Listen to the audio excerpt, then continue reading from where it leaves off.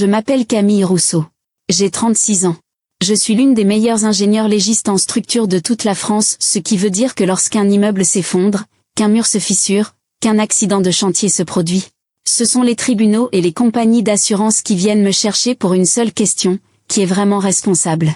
Il y a 15 ans, alors que je n'avais que 21 ans, ma propre famille m'a accusé d'avoir, en tant que jeune ingénieur, validé l'utilisation d'un acier défectueux et non certifié, un acier qui a provoqué l'effondrement d'un mur sur un chantier à Lyon, blessant gravement 2 ouvriers.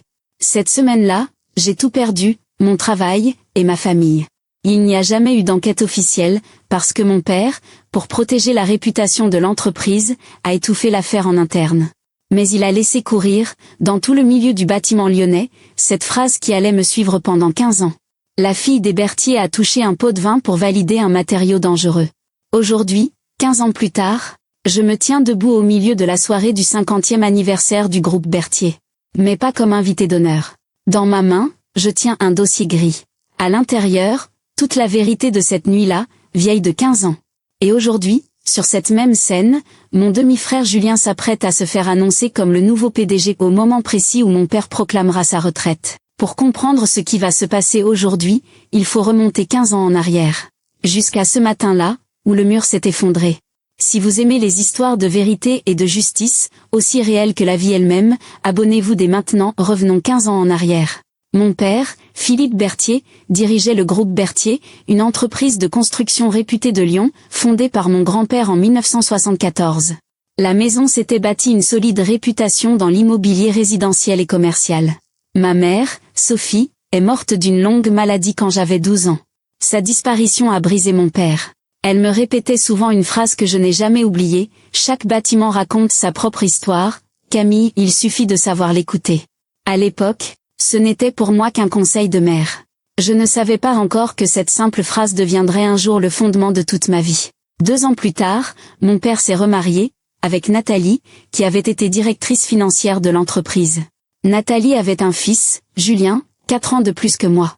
Au début, pour être honnête, Nathalie n'était pas dure avec moi. La première année, elle m'apprenait à classer les dossiers du bureau, et me disait parfois, en te voyant, on dirait que tu as hérité du même sens du détail que ta mère. Pendant quelque temps, j'ai cru que cette famille pourrait redevenir entière. Mais à mesure que Julien grandissait et se taillait une place dans l'entreprise, l'attitude de Nathalie a changé, peut-être ne cherchait-elle qu'à protéger l'avenir de son fils. Même si cela signifiait me repousser dans l'ombre. Petit à petit, j'ai vu les grandes décisions de l'entreprise se prendre entre Nathalie et Julien, mon père se contentant d'approuver. Julien recevait toujours le poste avant moi, chef de chantier, puis directeur de projet, tandis que moi, malgré mon diplôme d'ingénieur civil, je restais cantonnée au rôle d'assistante junior. On me répétait sans cesse, « Tu es encore nouvelle, Camille. Les grandes décisions viennent avec l'expérience. » J'avais un attachement particulier pour l'ingénierie des matériaux et la sécurité structurelle. C'est un étrange hasard que la vie m'ait finalement ramené exactement là où ma vie avait été détruite. 3 semaines avant l'accident, pendant un contrôle qualité sur un chantier, j'ai remarqué que l'acier d'armature utilisé n'était pas celui du fournisseur agréé. J'ai immédiatement remis un rapport écrit à Julien, la certification de cet acier était douteuse, une nouvelle vérification s'imposait. Julien s'est moqué de mon rapport, « Tu es encore en apprentissage, Camille. Arrête de voir des risques partout. » Ma blessure n'était pas seulement d'être ignorée. Ma blessure, c'était que le jour où j'ai essayé de dire la vérité, cette même vérité a ensuite été retournée contre moi. Ce matin-là, le matin du 6 mars, je n'étais pas sur le chantier. Mais mon rapport, lui, était bien dans le dossier. Quand le mur de soutènement du sous-sol s'est effondré d'un coup, 2 ouvriers ont été ensevelis sous les gravats. L'un d'eux, Thomas Lefebvre, 26 ans à peine, jeune père depuis quelques mois seulement, a perdu définitivement l'usage d'une jambe ce jour-là. Je n'ai pas entendu son nom à l'époque, je l'ai découvert des années plus tard, et à partir de ce moment-là, ce n'était plus un simple numéro de dossier. 3 jours après l'accident, les autorités locales du bâtiment ont ouvert une enquête. C'est alors qu'un document est apparu, le rapport final de validation des matériaux du chantier, portant ma signature, affirmant que la qualité de l'acier était certifiée et sûre. J'ai juré n'avoir jamais donné cette validation, au contraire, j'avais signalé le danger. Mais Julien a immédiatement répliqué, « J'ai le rapport de Camille où elle écrit que l'acier est conforme. » Elle a peut-être changé d'avis après coup, et essaie maintenant de me faire porter le chapeau. Nathalie a convaincu mon père que j'avais, peut-être contre de l'argent du fournisseur, valider un matériau défectueux, puis, prise de peur, changer ma version des faits. Personne n'a demandé où était passé mon rapport original, ni pourquoi il avait disparu du dossier. Cette même semaine, mon père m'a chassé de l'entreprise et de la maison, les deux à la fois. Tu as sali notre nom de famille, m'a-t-il dit, sans écouter un seul mot de ma défense. Je ne veux pas qu'à Lyon, on sache que la fille des Berthier a pris un pot de vin pour mettre en danger des vies humaines. J'avais 21 ans, sans emploi, sans toit. J'ai repris le nom de jeune fille de ma mère, Rousseau, et j'ai définitivement abandonné le nom Berthier. Je suis partie pour Marseille, chez ma tante. J'ai enchaîné les petits boulots, poursuivi mes études le soir, et reconstruit ma vie, pierre par pierre. Le plus douloureux, c'est que mon nom était devenu synonyme de scandale dans tout le milieu du bâtiment lyonnais. Aucun cabinet d'ingénierie ne m'a même accordé un entretien. Mes études, mon travail, tout avait disparu derrière cette seule fausse accusation. Est-ce qu'il vous est déjà arrivé de sentir que le prix de dire la vérité est encore plus douloureux que la vérité elle-même ? Dites-le moi en commentaire, avez-vous déjà vécu ce moment où votre propre honnêteté a été retournée contre vous ? Voyons maintenant comment Camille a transformé cette blessure en force. Pendant les 7 années suivantes, j'ai reconstruit ma vie depuis le début. J'ai obtenu un master en génie civil à l'Université de Marseille, puis je me suis spécialisée en ingénierie légale du bâtiment, cette discipline qui cherche à comprendre pourquoi les structures s'effondrent et qui en porte la responsabilité. Des années plus tard, j'ai commencé à travailler avec l'un des cabinets d'ingénierie légale les plus respectés de France, menant des enquêtes pour des tribunaux, des assurances, des organismes de protection des travailleurs. Il y a 5 ans, un étrange hasard s'est produit. Une compagnie d'assurance m'a demandé de rouvrir d'anciens dossiers d'accidents de chantier jamais résolus et parmi ces dossiers, je suis tombée sur celui de mon propre chantier, celui d'autrefois. J'ai ouvert le dossier. Le rapport de validation portait bien ma signature mais il était daté d'un jour où, selon mes anciens relevés de présence, je n'étais même pas sur le chantier. Ce jour-là, j'étais à Paris, en formation. Il était impossible que je sois à 2 endroits à la fois. Le message était clair, cette signature était un faux. J'ai commencé une enquête discrète. J'ai retrouvé l'ancien chef de chantier, monsieur Alain Petit, qui avait quitté l'entreprise juste après l'accident. Il m'a révélé que, 10 jours avant le drame, c'est Julien lui-même qui avait fait remplacer la commande d'acier par un fournisseur moins cher, tout nouveau, jamais certifié par les autorités locales du bâtiment. Monsieur Petit avait remarqué ce changement à l'époque, mais n'avait jamais osé en parler, parce que Julien l'avait menacé, si tu dis quoi que ce soit, tu ne retravailleras plus jamais dans ce métier. Ce que j'ignorais, c'est que quelques jours après ma rencontre avec Monsieur Petit, un ancien collègue, toujours employé au groupe Berthier, avait mentionné mon nom devant Julien par pur hasard. Camille Rousseau est passé récemment poser des questions au chef de chantier sur l'ancienne affaire. Julien a immédiatement compris que quelqu'un rouvrait un dossier enterré.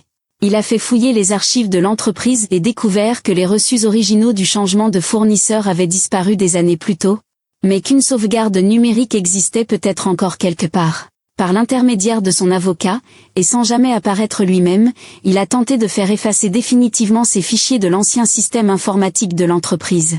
La chance a voulu que Gabriel, l'avocat qui allait devenir mon allié, ait déjà, dans le cadre d'une autre affaire où les archives de l'entreprise étaient en jeu, fait sécuriser une copie de ces documents par voie judiciaire. Quand la tentative de Julien a échoué, il a rappelé Monsieur Petit, cette fois avec une menace bien plus directe, si tu reparles à quelqu'un, ton fils non plus ne travaillera jamais dans ce métier.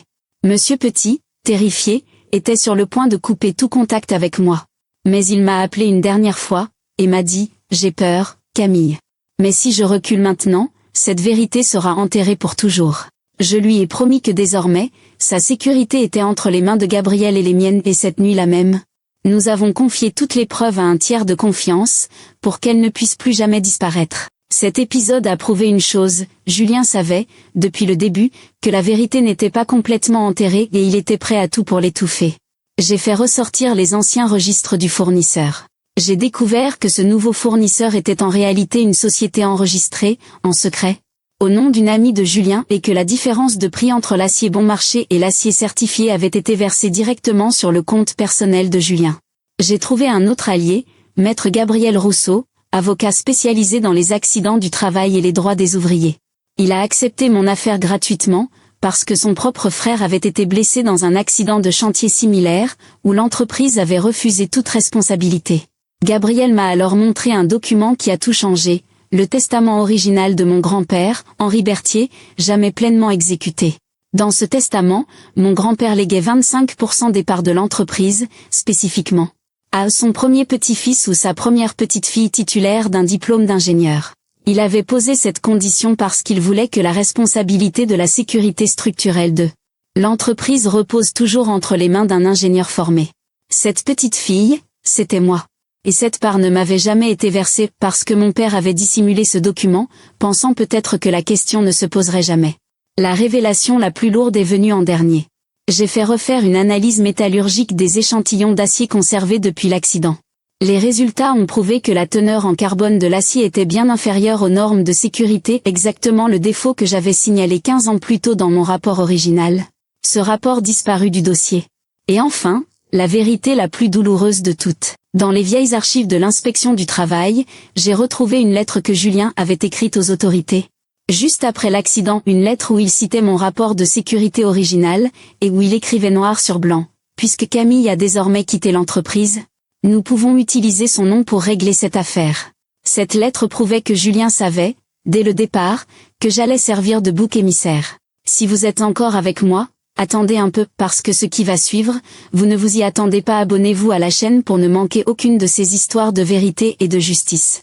Revenons maintenant à cette nuit du 50e anniversaire. 15 ans plus tard, la soirée du 50e anniversaire du groupe Berthier où mon père devait officiellement annoncer sa retraite et Julien devait être proclamé nouveau PDG était exactement le moment que j'attendais. Je suis arrivée à la réception. En me voyant, Nathalie m'a dit sèchement, devant tous les invités, « Tu n'as rien à faire ici, Camille. Cela fait 15 ans que tu ne fais plus partie de cette famille. » Mon père s'est avancé, mais cette fois, ce n'était pas de la colère dans son regard, c'était de la confusion. « Camille, pourquoi es-tu là, après tant d'années ?» J'ai ouvert le dossier. La voix de ma mère résonnait dans mon esprit, chaque bâtiment raconte sa propre histoire, il suffit de savoir l'écouter. J'ai respiré profondément et j'ai dit. Je suis venu vous dire une seule chose, le rapport véritable sur l'effondrement de ce mur, il y a 15 ans, vous ne l'avez jamais vu. Julien a immédiatement coupé la parole, sa voix trahissant une colère qu'il tentait mal de cacher. Arrête ce cirque, Camille. C'est notre fête, aujourd'hui. J'ai sorti le premier document, la facture originale du fournisseur d'acier, signée de la main de Julien, datée de 10 jours avant l'accident. Ceci prouve que la commande d'acier a été changée à la dernière minute, sans autorisation, pour un fournisseur non certifié. Qui a passé cette commande? Des murmures ont parcouru la foule. Certains invités sortaient déjà leur téléphone pour filmer. Julien a répliqué, ça ne prouve rien du tout. On change de fournisseur régulièrement. J'ai sorti le second document, un extrait des relevés bancaires que Gabriel avait obtenus légalement. Et ceci prouve que la différence de prix entre l'acier bon marché et l'acier certifié, près de 80 000 €, est allée directement sur ton compte personnel. Et ceci prouve aussi qu'il y a quelques semaines, quand tu as appris que je rouvrais l'enquête, tu as tenté de faire disparaître définitivement les anciennes archives de l'entreprise. Le visage de Julien a changé pour la première fois. Il ignorait que nous étions au courant de cette tentative. À cet instant précis, Monsieur Alain Petit, que j'avais discrètement invité à cette soirée, s'est avancé au milieu de la foule. J'ai vu de mes propres yeux ce changement de fournisseur. Julien m'a menacé 2 fois, une première fois il y a 15 ans, et une seconde fois il y a quelques semaines, quand il a su que Camille rouvrait le dossier. Cette fois, c'est l'avenir de mon fils qui l'a menacé. J'ai eu peur pendant 15 ans. Plus aujourd'hui. Le visage de Nathalie est devenu livide. Au même instant, une autre voix s'est élevée du fond de la salle. L'inspectrice principale de l'inspection du travail, Madame Céline Dufour, que Julien lui-même avait invitée, en tant que plus grand partenaire institutionnel de l'entreprise. Sans savoir que je serais présente, s'est levée. « Sais-tu qui elle est ?» a-t-elle demandé à Julien, en désignant le dossier. Camille Rousseau a résolu, ces 5 dernières années, 3 des plus grandes affaires de fraude dans le bâtiment en France. Ces rapports font autorité devant les tribunaux. Pour la première fois, l'assurance de Julien a vacillé. J'ai sorti le 3e document, le testament original de mon grand-père. Et ceci prouve que 25% des parts de l'entreprise me revenaient légalement depuis 15 ans. Cette part m'a été dissimulée. Mon père a bredouillé, « Camille, j'ai caché ce testament, pour te protéger. Si Julien avait su qu'une part de l'entreprise te revenait, il y aurait eu la guerre dans cette famille. Alors vous avez laissé ma vie être détruite, pour que la famille reste en paix, ai-je dit. » La voix ferme, mais les yeux chargés de 15 ans de douleur. C'est à ce moment que Julien a commis la plus grande erreur de sa vie. Il a hurlé, tu as écrit toi-même, ce jour-là, dans ton rapport, que l'acier était sûr. Je n'ai fait que te croire. J'ai sorti le dernier document, la lettre que Julien avait écrite aux autorités, juste après l'accident. Sans élever la voix, j'ai lu, mot pour mot, puisque Camille a désormais quitté l'entreprise, nous pouvons utiliser son nom pour régler cette affaire. Ce sont tes propres mots, Julien. Et tu les as écrits le jour même où je n'avais même pas encore été renvoyé. Tu savais, dès le départ, que j'allais servir de bouc émissaire. Un silence total est tombé sur la salle. Nathalie a tenté une dernière défense, mais sa propre langue l'a trahi. Julien voulait seulement économiser de l'argent. Ce n'est pas un crime si grave, puis elle s'est arrêtée, les yeux pleins de larmes, et a murmuré, j'ai toujours cru que si je te protégeais, Julien, toi, tu serais en sécurité. Je n'ai jamais voulu que ta vie soit détruite, Camille. Je voulais seulement protéger mon fils. Sans le vouloir, cette phrase venait de confirmer l'implication totale de Julien. Toute la salle l'avait entendu. L'inspectrice Dufour a immédiatement alerté son service par téléphone. Dans les mois qui ont suivi, l'affaire est allée devant les tribunaux. L'enquête, menée selon le droit français du travail, a prouvé que Julien avait délibérément fait utiliser un matériau dangereux, pour un gain financier, puis falsifié des documents pour me faire porter la responsabilité et tenter d'entraver l'enquête. Julien a été poursuivi pour faux et usage de faux, mise en danger de la vie d'autrui, malversation financière et intimidation de témoins. Nathalie a été poursuivie pour complicité de dissimulation de preuves. Mon père n'a fait l'objet d'aucune poursuite pénale puisqu'il n'avait lui-même rien falsifié, mais il a dû faire face à un procès civil et à de lourdes amendes, pour avoir dissimulé le testament et négligé la sécurité au sein de l'entreprise. Le tribunal m'a légalement attribué 25% des parts de l'entreprise. Mais je n'ai pas repris cette part pour diriger l'entreprise. Je l'ai vendue pour créer une organisation nouvelle et indépendante, la Fondation Rousseau pour la sécurité du bâtiment, qui offre aujourd'hui aux ouvriers du bâtiment de Lyon et de Marseille un moyen sûr et anonyme de signaler des risques de sécurité, sans crainte de représailles. Le jour de l'inauguration de la fondation, un homme s'est approché de moi boitant légèrement, mais le sourire aux lèvres. C'était Thomas Lefebvre, cet ouvrier dont la jambe avait été mutilée à jamais, 15 ans plus tôt, sous ce même mur. Il m'a dit, j'ai passé 15 ans à penser que peut-être, personne ne saurait jamais ce qui s'était vraiment passé. J'ai raconté à ma fille pourquoi nous sommes ici aujourd'hui. Je l'ai invitée à rejoindre le comité consultatif de sécurité de la Fondation pour qu'aucune autre famille n'ait à traverser ce que la sienne a enduré. Cette organisation a déjà détecté 14 failles de sécurité graves sur des chantiers, avant qu'aucun accident ne se produise. Quelques mois plus tard, mon père a cherché à me revoir. Il y avait, dans ses yeux, un remords sincère. Il m'a dit, je ne t'ai jamais écouté, Camille. Et ce jour-là non plus, je n'ai jamais lu ton rapport original. Je lui ai répondu, si vous l'aviez lu à l'époque, peut-être que ce mur ne se serait jamais effondré. Et Thomas Lefebvre pourrait aujourd'hui courir avec sa fille, sans douleur.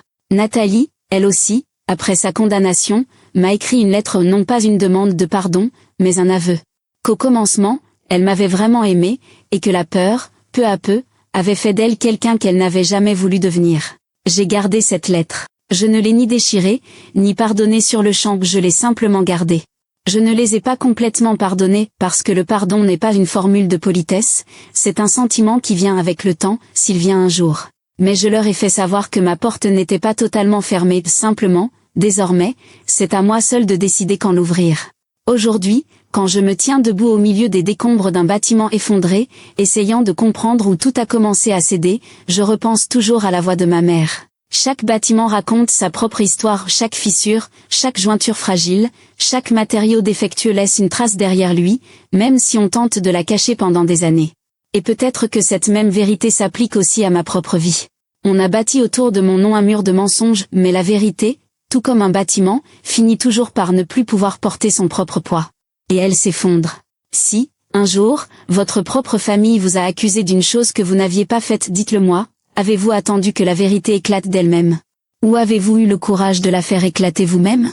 Si cette histoire vous a touché, restez avec nous, abonnez-vous et activez la cloche, pour ne manquer aucune nouvelle histoire de vérité et de justice, chaque semaine.